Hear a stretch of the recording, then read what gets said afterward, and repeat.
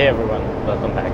So it's been a week since we departed from Suez, and tonight midnight we'll be reaching Gibraltar. So in Gibraltar our ship will be taking on some bunkers, and we will be also be doing some lightering operations.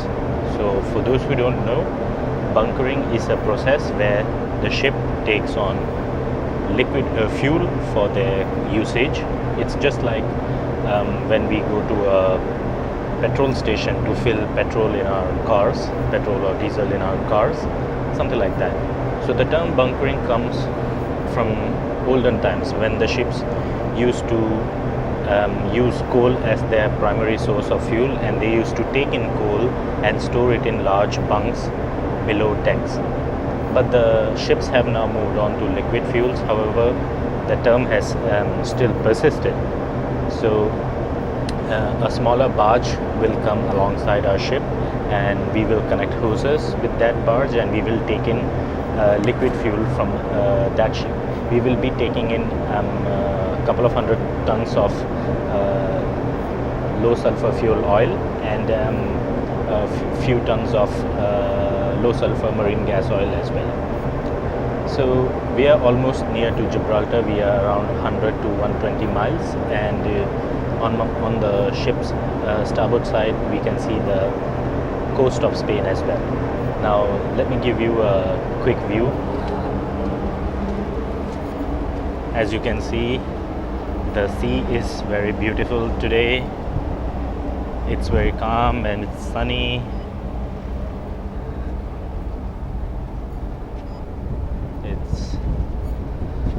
I don't know if it's clear or not, but you can see land. If you can, that is the coast of Spain. There are some ships passing around here.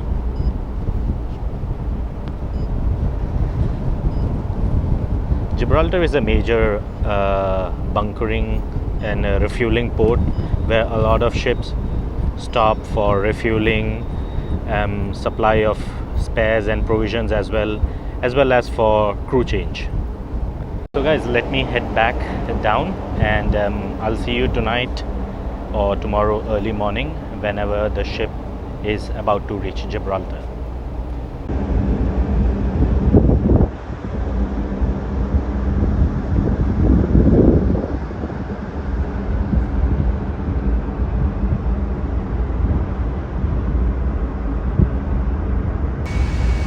Hey guys, so this is the status of the bunker tanks right now. Almost all of them are empty. So we will be taking 350 metric tons in this 2 starboard and 50 metric tons of LSMGO in this 3 starboard tank. Hey guys, good morning. So I just received 1 hour notice from bridge. So I'll have to go down and man the engines now. So let's go. So I'm here in the engine control room, and first things first, the hot coffee is a must.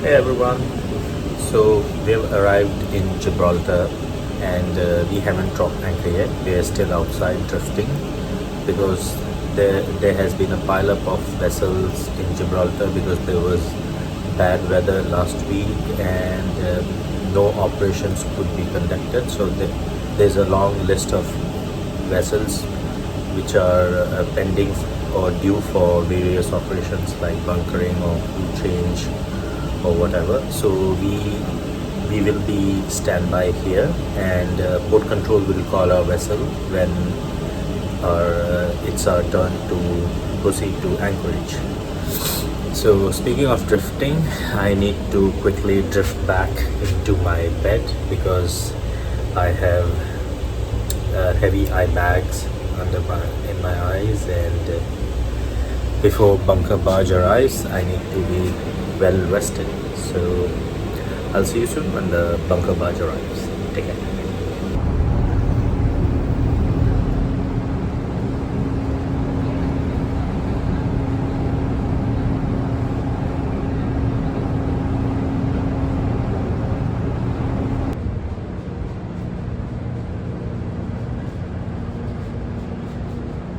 Hey everyone, as you can see, the bunker barge is finally connected and they've started bunkering. You can see the Rock of Gibraltar in background.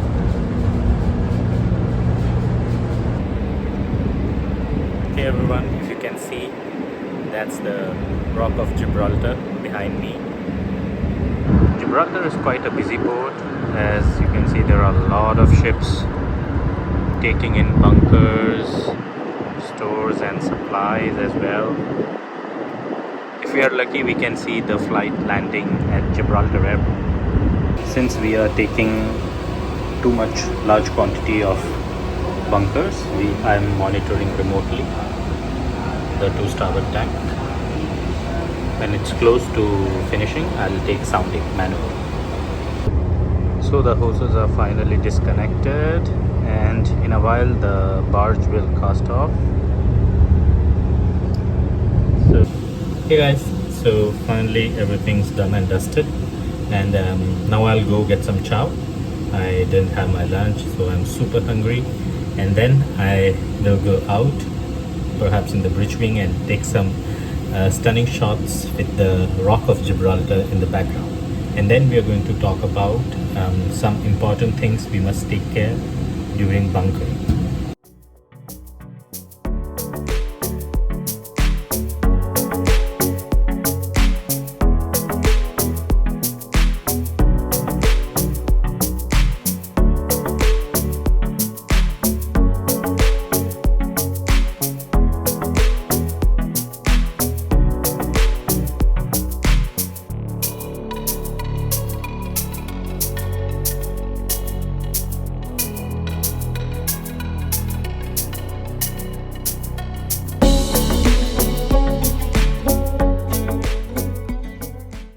Hey everyone, so there are certain precautions we must take before, during and after bunkering.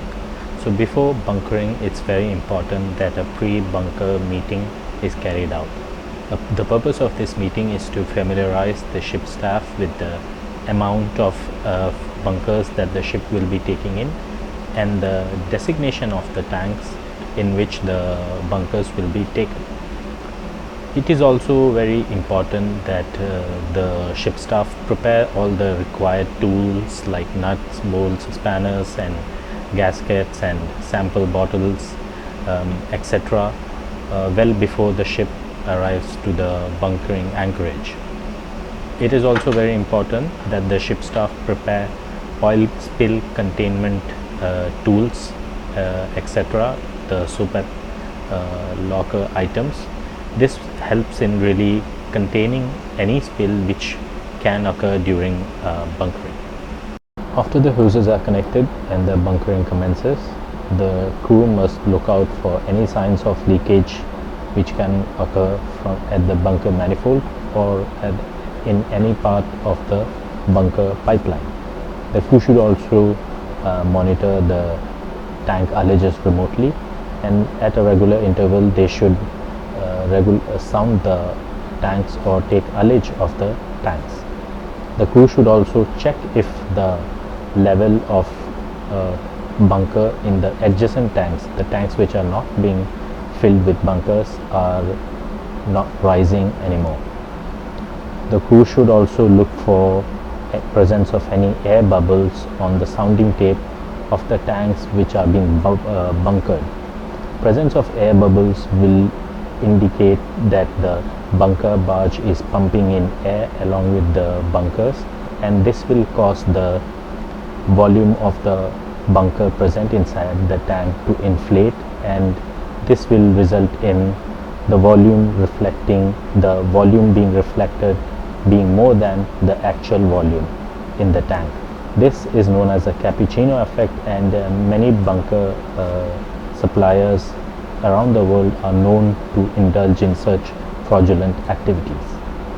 So the crew must also pay particular attention to the sampler, and the sample should not be filled too fast or too slow, and it should be filled evenly, and it should keep a pace with the rate at which the tanks are being bunkered.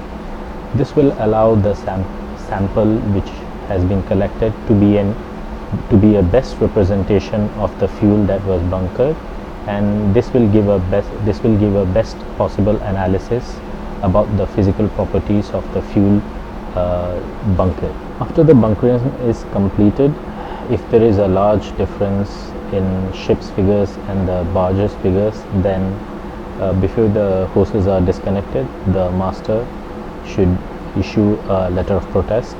This will help in protecting against any claims, and it helps in protecting the charterer's interests going forward in case of any legal issues. If, however, the barge figures and ship's figures are matching, and then they can disconnect the hoses, and the ship staff should ensure that the bunker tanks are the temperature of the bunker tanks are maintained at a minimum required pumping temperature. And after the lab analysis report has been received, the fuel analysis report, the ship staff can put that bunker into consumption.